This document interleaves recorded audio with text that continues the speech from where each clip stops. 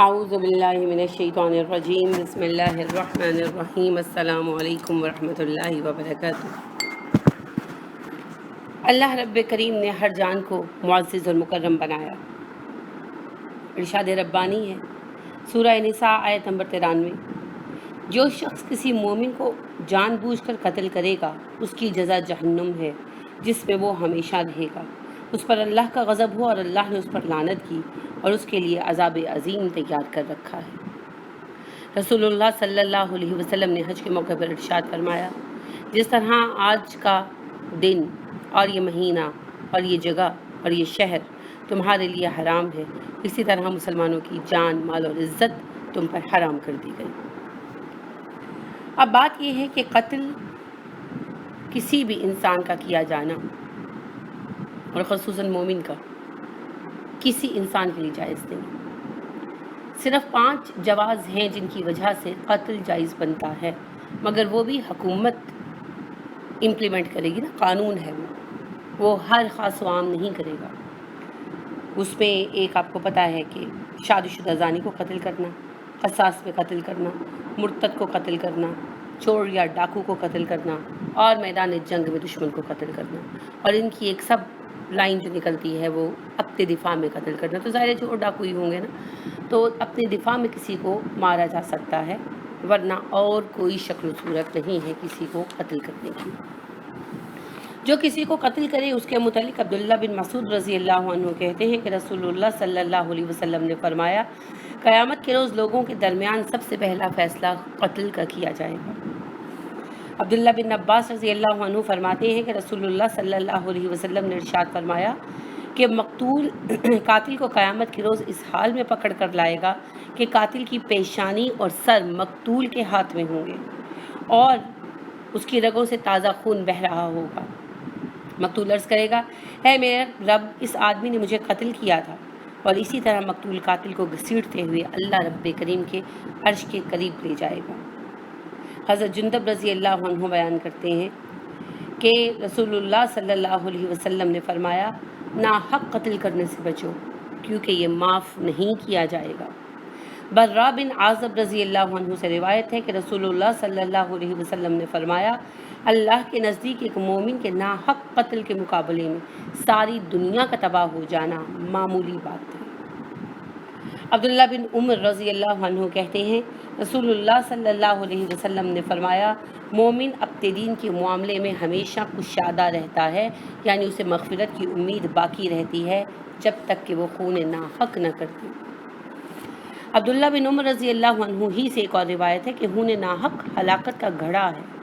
جس میں گرنے کے بعد نکلنے کی امید نہیں رہتی، کیونکہ اللہ نے اسے حرام قرار دیا۔ ابو درداء رضی اللہ عنہ سے روایت ہے کہ رسول اللہ صلی اللہ علیہ وسلم نے ارشاد فرمایا، مومن اللہ کی اطاعت میں جلدی کرنے والا اور اللہ اور رسول کے حکم کے مطابق نیکی کرنے والا ہوتا ہے، یہاں تک کہ وہ ناحق قتل نہ کرے۔ جب وہ ناحق قتل کرتا ہے تو دین میں سست ہو جاتا ہے۔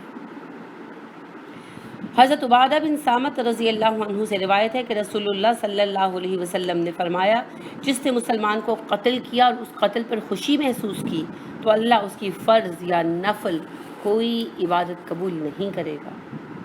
ابو درداء رضی اللہ عنہ سے ایک اور روایت میں آتا ہے کہ رسول اللہ صلی اللہ علیہ وسلم نے فرمایا، اللہ کے ہاں ہر گناہ کی معافی کی امید کی جا سکتی ہے، سوائے اس کے کہ جو شرک کی حالت میں مرا یا وہ مسلمان جس نے جان بوجھ کر عمدن کسی مسلمان کو قتل کیا۔ یعنی گویا شرک اور مسلمان کا قتل ارادی برابر ہو جاتے ہیں۔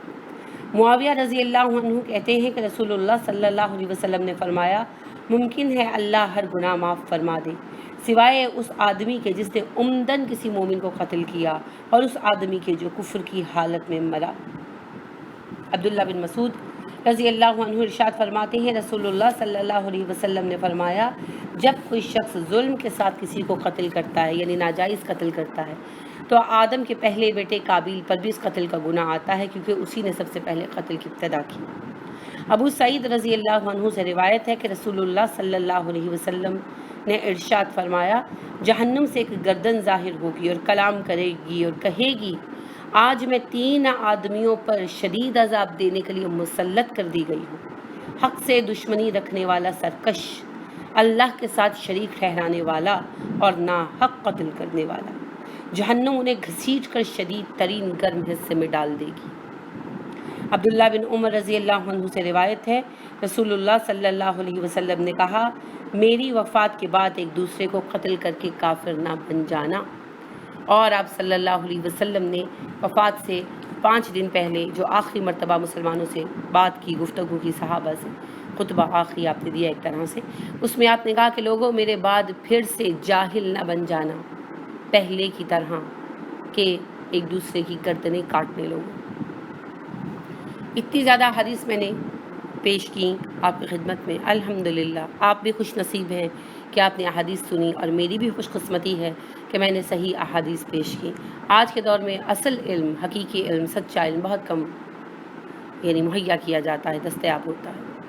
یہ اللہ کا فضل ہے مجھ پر بھی اور آپ پر بھی، اللہ ہم پر اپنا فضل برقرار رکھے۔ آپ نے غالباً محسوس کیا ہوگا کہ کسی موضوع پر میں نے ایک وقت ایک لیکچر میں اتنی احادیث نہیں رکھی، کیونکہ یہ لیکچر شارٹ رکھے گئے، مگر آج اصل میں اسلام کو مسخ کیا جا رہا ہے ٹیررزم کے ذریعے، اور بہت زیادہ یہ شور مچا ہوا ہے کہ جی جنت کے حصول کے لیے خودکش حملہ آور خودکش حملے کرتے ہیں۔ مجھے نہیں پتہ اس بات پہ کتنی سچائی ہے، وہ واقعی جنت کے طلبگار ہوتے ہیں یا وہ منشیات کا شکار ہیں یا ان کی برین واشنگ کی گئی ہے، مختلف آراء ہیں۔ ظاہری بات ہے کوئی ہمارے پاس تصدیق شدہ علم تو موجود نہیں ہے، کوئی صحیح خبر تو نہیں ہے۔ کوئی کہتا ہے برین واشنگ ہے، کوئی کہتا ہے انہیں مختلف علتوں کا شکار کر کے ایسا کیا گیا ہے، اللہ عالم۔ بات یہ ہے کہ اگر کوئی بھی شخص یہ سمجھتا ہے کہ کسی مسلمان کو، خواہ وہ گناہ گار ہی کیوں نہیں ہے، قتل کر کے وہ جنت میں جا سکتا ہے، تو اس سے بڑی غلط فہمی دین کے معاملے میں کوئی نہیں ہو سکتی۔ یہ ایسے ہی ہے جیسے کوئی یہ سمجھے کہ شرک کر کے وہ جنت میں جا سکتا ہے، یہ اتنی ہی بڑی غلط فہمی ہے۔ کوئی مسلمان قتل عمد کا مرتکب ہو دوسرے مسلمان کا یا انسان کا بلا وجہ، تو وہ جنت میں نہیں جائے گا۔ اللہ رب کریم نے مسلمانوں کے علاوہ بھی ارشاد فرمایا کہ جس نے کسی ایک انسان کو مارا اس نے پوری انسانیت کو مارا، اور جس نے ایک انسان کی جان بچائی اس نے پوری انسانیت کی جان بچائی، اور جس نے ایک انسان کو مارا بلا وجہ اس کا ٹھکانہ جہنم ہے۔ بلا قید مذہب، بلا جواز کسی کو نہیں مارا جا سکتا، اور مسلمان کو تو بدرجہ اولا نہیں مارا جا سکتا، کیونکہ مومن مومن کا بھائی ہے۔ رسول اللہ صلی اللہ علیہ وسلم نے کہا نا، مومن مومن کا بھائی ہے، اس کے عیب بیان نہیں کرتا اور ظلم نہیں کرتا اس پر، اور اس کی مدد کرتا ہے، اس کے جان و مال کو تکلیف نہیں پہنچاتا، ایذا نہیں پہنچاتا۔ مفہوم پہنچا رہی ہوں اب تک حدیث کا۔ تو مومنوں کی عزتیں مومنوں پر حرام کر دی گئی، مومنوں کی جانیں حرام کر دی گئی، مومنوں کے مال حرام کر دیے گئے۔ اب آج اگر کوئی یہ کہتا ہے کہ جی کہیں پر جیسے پاکستان میں جو ہمارے یہاں جو ٹیررزم پھیلا ہوا ہے، تو اس کی جو بنیاد بنائی جاتی ہے کہ جی بہت زیادہ گناہ ہیں، بہت زیادہ گناہ ہیں تو ہم ان کو مار دیں گے گناہ گاروں کو۔ آپ کو دوسروں پر وکیل نہیں بنایا گیا، آپ کو دوسروں پر نگہبان نہیں بنایا گیا۔ ہاں جو کام کرنے کا ہے وہ ہے تبلیغ، امر بالمعروف اور نہی عن المنکر۔ تبدیلی امر بالمعروف اور نہی عن المنکر سے آئے گی، ہم دھماکوں سے نہیں آئے گی۔ یا تو یہ بالکل ہی جھوٹی ایک بات کھڑی کی گئی ہے، گھڑی گئی ہے کہ اسلامی کاز کا جو نام لیا جاتا ہے وہ بالکل ہی ایک فیک بات ہے، یا پھر یہ ہے کہ کم سن کم عمر بچوں کو غلط طریقے سے برین واشنگ کر کے ان کی استعمال کیا جاتا ہے۔ اور پھر ایک تیسری چیز جو فدائیوں کے رہاں بھی رہی، جو پہلے ہی شکل تھی مسلمانوں میں خودکش حملہ آوروں کی، وہ ہے نشے کے ذریعے دماغ بگاڑ دینا، عقلوں کو خراب کر دینا، پھر انہیں استعمال کرنا۔ تو یہ بھی ایک صورت ہو سکتی ہے۔ اب یہاں پر کون سی صورت زیادہ بہتر چل رہی ہے یا زیادہ عام استعمال کی جا رہی ہے نوجوانوں کے غلط استعمال کے لیے، تو اللہ ہی جانتے ہیں، مگر خودکشی اٹ سیلف حرام ہے۔ اور مسلمانوں کے قتل کے لیے جس نے خودکش حملہ کیا تو وہ بلا شک و شبہ حرام موت میں، کس بات کی جنت؟ اور پھر ایک تو حرام موت، اور دوسرا اتنے مسلمانوں کا قتل عمد لے کر جانے والا ہرگز ہرگز جنتی نہیں ہو سکتا، اور ان کی سزا اگر وہ پکڑے جائیں وہی ہے جو خرابہ کی سزا ہے۔ تو اس موضوع پر چونکہ بہت بات ہوتی ہے ٹی وی کے پروگراموں میں، ہر جگہ پر جہاں محفل جمتی ہے وہاں یہ موضوع چھڑ جاتا ہے، اور جو بیچارے دیندار لوگ ہوتے ہیں، تھوڑا بہت دین سے شک رکھنے والے، وہ خواہ شرمندہ ہوتے رہتے ہیں، یعنی شرمندہ کرنے کی کوشش کی جاتی ہے کہ جی مسلمان تو ایسے ہوتے ہیں، نہیں جی مسلمان ایسے نہیں ہوتے، اور جو ایسا کر رہے ہیں ان کا وبال ان کے سر پر، یا تو وہ لا علم ہیں، جاہل ہیں، یا بہکائے گئے ہیں، برین واشنگ کی گئی ہے، یا وہ ذہنی جن کے ذہنی مریض ہیں، ان کی عقلوں میں اختلال ہے، کسی طرح سے لایا گیا، اللہ عالم۔ لیکن اسلام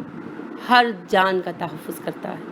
ایک جانور کو بھی بلا سبب مارنے کی اجازت نہیں ہے، صرف یہ کہ اس کا استعمال کرنا ہے۔ لہٰذا اللہ رب کریم کے فضل سے اسلام میں دین کے نام پر قتل کر دینا قطعی جائز نہیں ہے۔ اگر کسی کو کسی سے مسئلہ ہے تو حکومت کے پاس جائے اور ثبوت عدالت میں پیش کرے، عدالت جو حکم دے گی وہی اہمیت رکھتا ہے۔